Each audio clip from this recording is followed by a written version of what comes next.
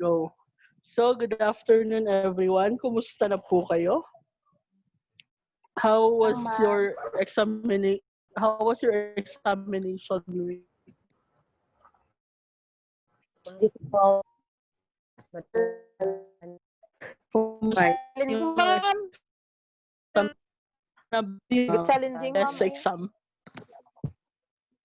Sino yung na-bless sa exam? Ako, Sino ma'am. ang... Oh, wow, congratulations kasi na-bless ka sa exam. Sino ang na-bless sa exam? Sino ang na-depress sa exam? kami, ma'am. Di Kami. both. Ma'am, So, magmassage sino ka, po ma'am. yung mga... Ha? Mapamassage ka, nakit pang massage rin, na-stress dito sa exam. Hopefully, Stress ka, man. wala... Pre, na-stress ka, Hopefully, pre. Open stress, Pang man. So, Ano Okay na naman, advertisement? Ayan, data niyo. hopefully everyone is doing good, especially after the examination. Hopefully, marami kayong natutunan at nalaman nyo na kung gaano talaga kahalaga ang pag-aaral ng mabuti ngayon. Yes. So, for today, our lesson is about, wait, full screen na ba ako? Yes. So, for today, our lesson is about the, parang mali yung inopen ko. Wait. Oh, dapat ito.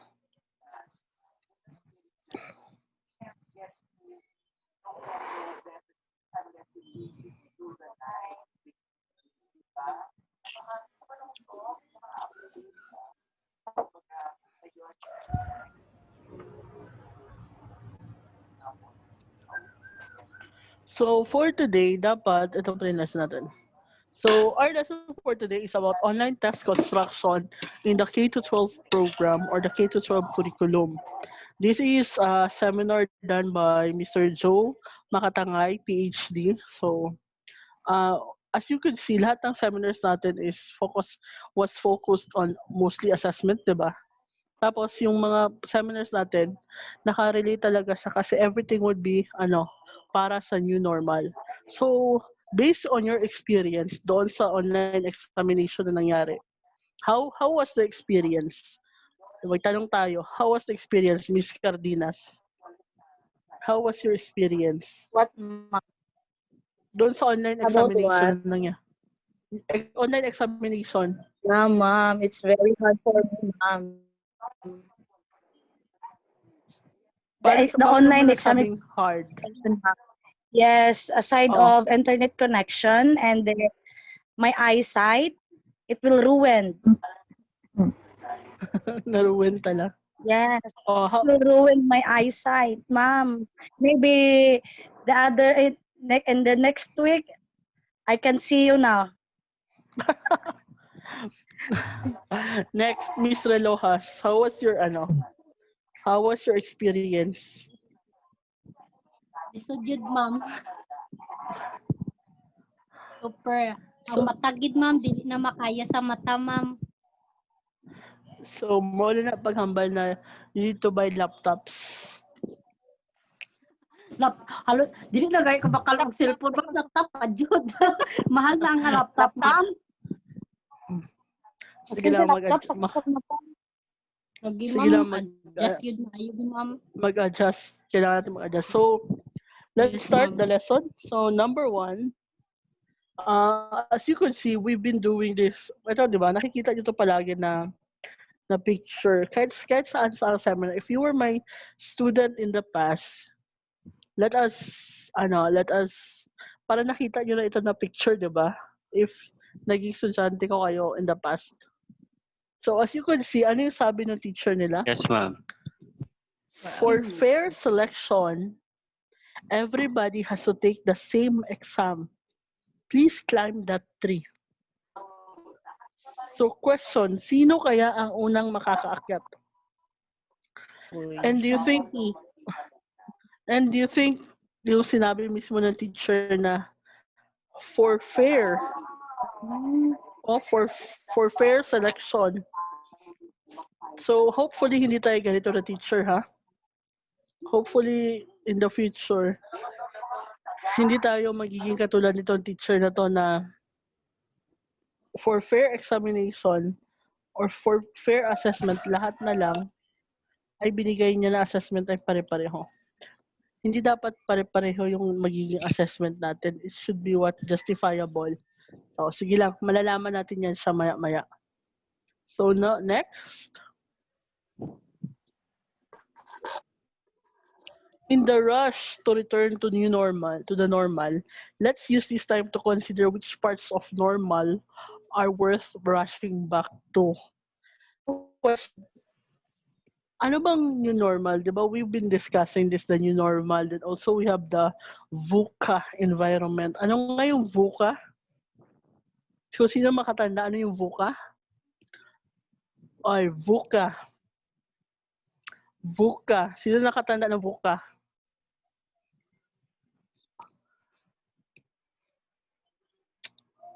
Sino nakatanda ng VUCA environment? Ano daw? VUCA. Volatile, uncertain, complex, ambiguous. Halaka. Wala na yung nakatanda sa VUCA.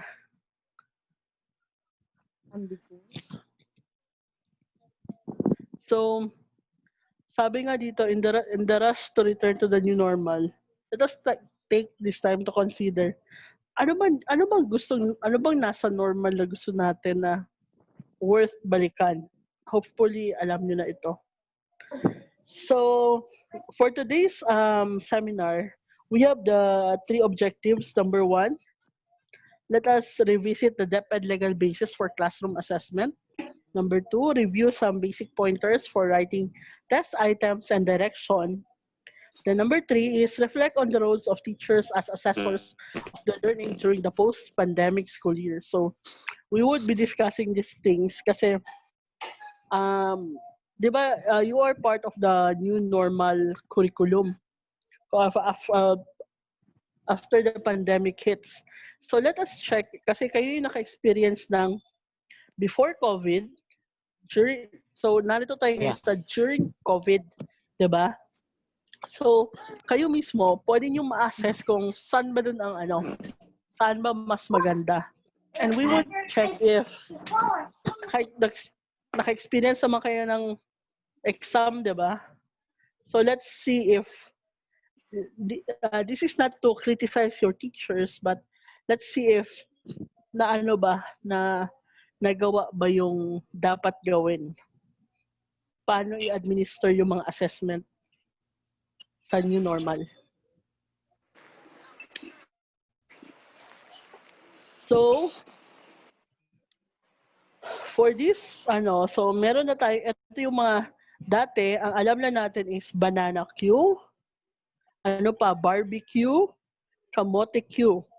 But now we have ang Q na alam natin ngayon ay ECQ, modified ECQ, GCQ, modified GCQ, and what we call the new normal. So let's test, trace, and treat. So may bago na tayong alam na mga Q. Ibang Q na yung alam natin. EQ. So, based sa article noong Tuesday, April 28, 2020, sinasabi dito na transitioning the new normal in education. So if you have time, basahin niyo itong article na to because this is a very helpful article. Oh, wala na. Kinahanglan natin yung Zoom starter pack. Kinahanglan niya sa may manok kita na. So, sabi nga ni Felice Yeban, old school to new school, transitioning Philippine school to the remote learning. So, ito, tingnan nyo to remain relevant, teachers should what? Reorient their practice, toward designing learning tasks and episode that challenge students to explore, discovery, and application of existing knowledge to pursue solutions to real-life challenges that learners experience and will experience. The new role of the teacher is to guide the learners on available, take note, available resources that can be used, learned from. Abre. The, the community quarantine is forcing teachers not only to think outside the box, but to shatter the box and harness their collective creativity to imagine, innovations that reach every learner in diverse contexts. So question, kasi nga we are actually you are already fourth year. Somewhat you are considered as part of the education system na ngayon kasi dapat kayo mismo yung unang makakapag-adjust. Kasi pag graduate kayo, you would be part of the new normal thing na teachers. Teachers who would be teaching online, teachers who are very technology oriented, 'di ba? Kahit anong platform kaya nyo, 'di ba? Mag YouTube, may it be in YouTube, TikTok, Zoom, Schoology, lahat 'yon you should be a very well versed kasi nakalagay dito, 'di ba? Reorient their practice towards ito. Ano sa ito? Reorient their practice toward designing learning tasks. Kaya nga minsan ang iba sa inyo, although may kasalanan yung some teachers because you are somewhat bombarded with different activities, not just different activities but with so many activities.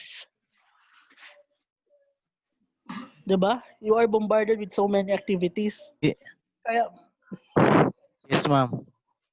kaya minsan ang problema parang kayo mismo nasasakal kayo. But please remember, this is what we call the new normal. May mga activities talaga na although kahit ano nating push, sabi natin na balik na lang tayo sa face-to-face. But 'di ba sabi nga ni Jack Ma on one of our seminar, sabi niya na you don't need to dream. Well, 'di ba ano sabi ni Jack Ma? Wala kang pwedeng gawin ngayong 2020 but to Live. ano? To survive. To live. Just To stay stay alive. alive. O, 'di ba? Sabi si Jack Ma nang nagsabi. Si Jack Ma na mismo yung one of the richest person in the world today. Sabi niya, you don't need to dream, you don't need to do anything. You just need to live. You just need to stay alive. So, pero hindi rin pwede na just staying alive but also we need to pursue our education, 'di ba? Kasi kung walang kung walang education, ano mangyayari sa future generation? And on Wala, ma'am. transition, Failure. oh, tapos ayun nga sinasabi ko palagi na you don't box out o ano pa, wag mong box out, box out? Wag mong you don't box out the change. You need to embrace the change. So, yung mga tao kasi, hopefully, wala akong marinig sa inyo na, or any post on Facebook that you would be saying na, ay, ayoko na talaga mag face to face na tayo. No, this is the new normal. Dapat we need to embrace. Hopefully walang magsigi ka post na ay dili na ako gusto, ayoko na mag-aral, ayoko na ganito. Remember, in the future kayo din yung mga forerunners ng new normal. Kayo mag-i-implement ng new normal. Tapos kayo pa talaga yung mag-una-una magsabi na nga, ay hindi dapat ganito ba ngayon. Sana hindi kayo ganyan. So, ito pa the community quarantine is forcing teachers not only to think outside the box, but to what? Ano sabi dito? Ito siya shatter the box. So, naisip nyo ba na ang daming activities na ginagawa because your teachers are really putting effort. Paano kayo mabibigyan ng mga activities that are conforming to the new normal. Although ang dami niya nga lang minsan, pero what can we do? 'Di ba? Kaya nga, ito siya ha, from time to time, let us think na hindi dapat, 'di ba, this is what we call leveling up. So sa akin lang, if we are, but kung nagle-level up tayo, bakit nyo, bakit nyo pino-force yung education magle-level down? Paano tayo how could we compete with other countries if tayo mismo na dapat nagle-level up nagle-level down tayo? We are provided with a school, nagpro-provide na nga yung school ng system, di ba? We have the Schoology. Tapos tayo mismo yung nagsasabi na, hindi mahirap ang school. Yes, mahirap siya. There are still some bugs. May mga bugs pa talaga. May aayusin pa sa system. But this is literally what? Thinking outside the box. So that's why hindi tayo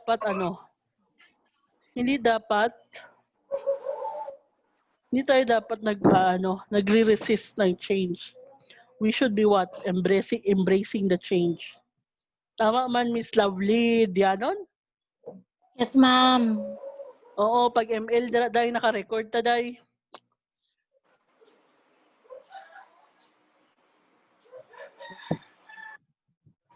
Pag ML dahil. Naka-online kita dahil. Nag-record kita.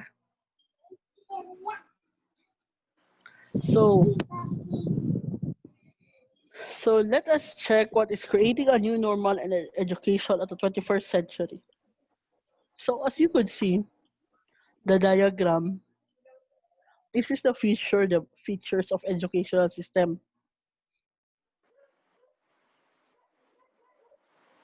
Division of labor, ito siya. Paki-screenshot na lang ito. Paki-screenshot na lang.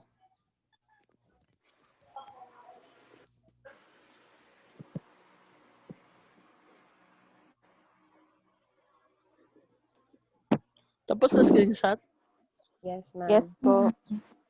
Paki-review na lang ito ha. Kasi basahin nyo na lang yan. So, let us talk about the preparation of lessons. So, we have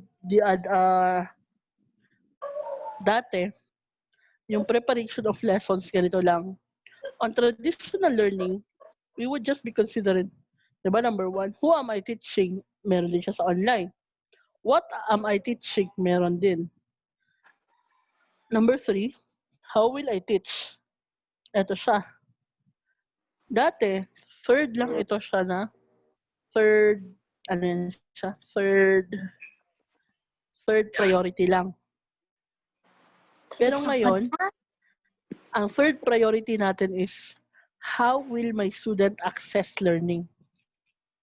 This is the main priority of our new normal. Paano maka-access yung estudyante sa learning natin? Kasi kung hindi sila na makakapag-access, wala talaga yan. Tama man? Kahit gaano pa kagaling yung teacher, but if the students could not access your learning, jugs talaga. Next, how will I teach my class? Ito siya, marami tayong pwedeng gawin paano mag-teach ng klase natin ngayon. Kasi nga, nasa new normal tayo, then, meron tayong iba't ibang way. Katulad sa atin, we are not just, di ba some of you are learning sa Schoology, may mga discussion, may mga iba't ibang parts. Pero sa atin, I would prefer doing Zoom. Kasi at least nare-review nyo. Then, dati, di ba, ina-upload ko lang sa Schoology yung videos. But today, you're using YouTube para mas accessible sa inyo, di ba? Next, the last Yes, ma'am. question. The last question will always be, how will I assess my students? Meron kasi experiment. There this one person na napanood ko sa YouTube. Sabi nga niya, alam niyo anong ginawa niya? pinasok niya lahat ng online course. Harvard, actually sa Harvard siya pumasok. Or Harvard and some MOOC, massive online, massive, Oxford. no, basta sa MOOC, nag-online class siya. Skip niya lang ng skip. Wala, actually, dumating na yung time na wala niya na pinanood yung video. Hindi niya na pinanood yung video. Pero, ang ginawa niya lang is, sinagutan niya lang lahat ng mga modules na kailangan. And look, behold what happened. Naana siya yung mga certificates. You see, sabi nga nila, teachers are very good, but students are wiser. So as future educators, dapat malaman natin paano natin mas mawaisan yung ating mga estudyante. Tama man? No, ara pa ka mo? Yes, ma'am. So, Ara pa, ma'am. Ara pa. Yes, ma'am. so merong question dito. How does Gen Z learn and what do they expect from education? So kayo, part na kayo ng Gen Z.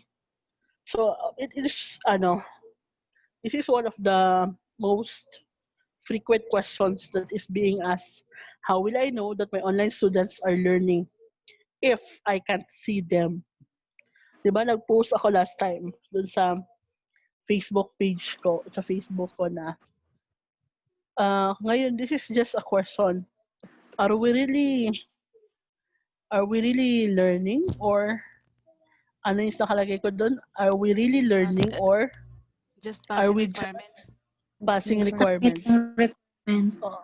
Submitting requirements. Yun yung question ko doon. So, ang ginaisip ko, kasi dumaan siya sa wall ko. Sabi ko, tama nga, no?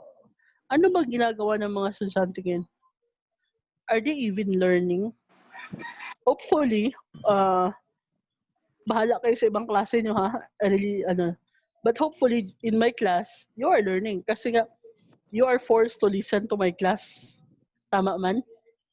Yes, ma'am. You are Yes, not, ma'am. And then, you have a YouTube, ma'am, para ma-review na mo. oh.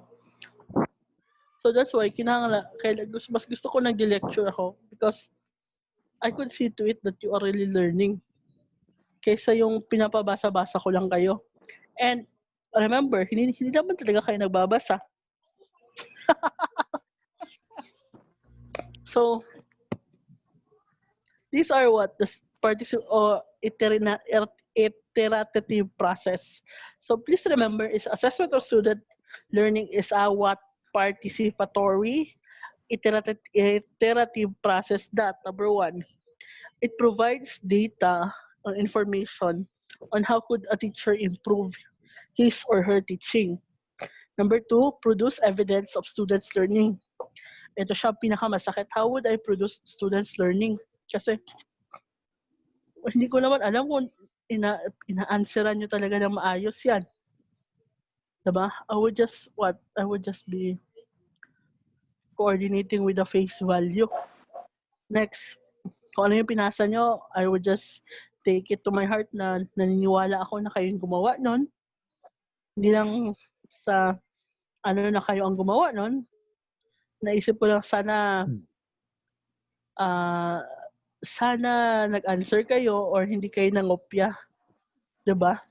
Hopefully, hindi kayo nag-Google. Hindi nyo ginugol yung sagot nyo. Next. It guides in making educational and institutional improvement. So after the, di ba nag-exam na tayo? May napansin kami na merong mga bugs sa school na may mga assessment na pwede. May mga assessment din na hindi pwede. So that's why the school would be improving that. Next is evaluate whether changes made improve or impact the students' learning. So as I've assessed, doon lang sa klase ko ha, I'm not comparing myself to other teachers naman. Pero comparing na rin yun siya.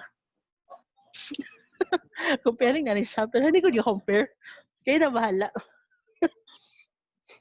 So, napansin ko, dapat yung lesson na ginagawa is at least yung binabasa, hindi dapat siya yung mahaba.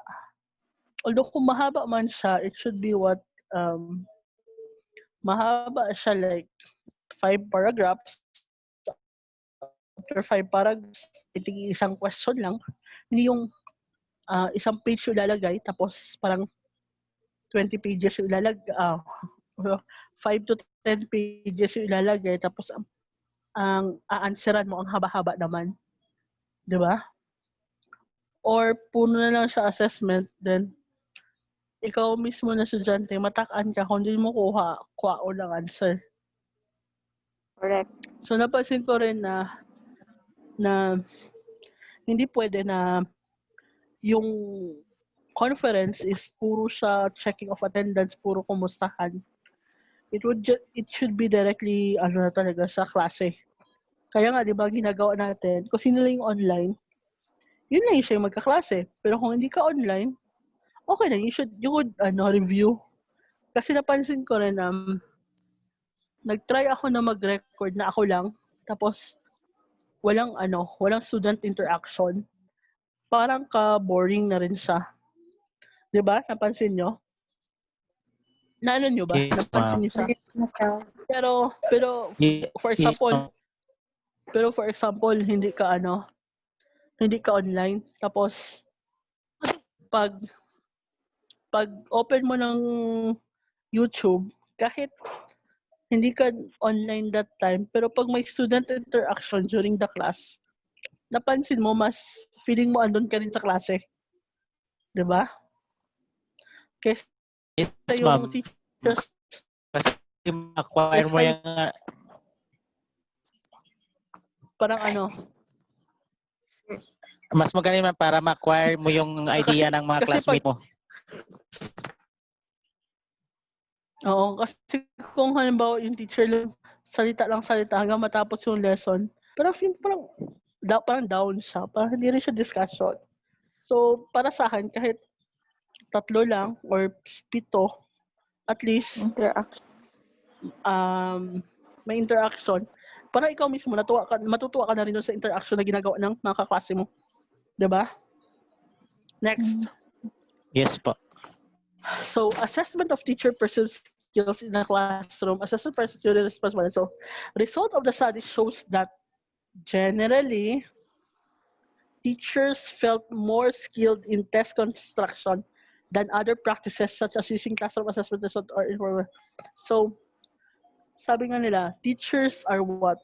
More skilled in test construction. Ang tanong, although we are very well, teka lang, question ko lang, marunong ba kayong gumawa ng na exam? Yes, ma'am. Napag-aralan naman. ma'am. Sige. Mabuti naman at marunong kayong gumawa ng exam. Sa language assessment. Kasi mahirap kapag hindi kayo marunong gumawa ng exam. Putol-putol. So, let's reflect on these things. Reviewing examination result can help teachers identify concepts. So, this would be what a review. So, dito. Pagtapos yung gumawa ng pagtapos yung gumawa ng exam, ano yung dapat magiging self-reflection nyo? Number 1, it should be what? It would change you how you would teach. Kasi dapat minsan kasi as future educators, hindi dapat kasalanan ng bata kung bakit hindi all the time kasalanan ng estudyante kung bakit mababa yung score niya. You should also assess. Number 1, tinuro mo ba yung in-exam mo? Number 2, na-lesson mo ba ng maayos? Number 3, yung instructions mo. Yung instructions mo na ba? Naintindihan ba ng mga estudyante mo? baka ikaw lang ang yung nakakaintindi. Or the worst part is baka ikaw mismo hindi mo naintindihan yung instructions mo, 'di ba? Kasi your students would be asking you, "Ma'am, ano to, ba't to nagkaganyan, ba't ganyan, ganyan, ganyan?" Tapos ikaw mismo, hindi mo na maintindihan kung ano yung nilagay mo na instruction doon. Kaya sabi mo, o sige kas, bala na kayo dyan. Next, it would help you check to improve on specific topics or methods over the term. So, i-change mo na rin kung ano yung mga improvement na gagawin mo. Feeling mo effective to. 'Di ba tayo, ikailan ba tayo ilang beses tayo nag-change ng ng platform, 'di ba? Una-una Schoology ako. So, pero hindi okay sa akin ang Schoology. Then, Zoom, record ang Zoom, i-upload sa Schoology. After that, Zoom ulit, tapos i-upload sa YouTube. So you see, ako nga mismo nag-a-adjust, di ba?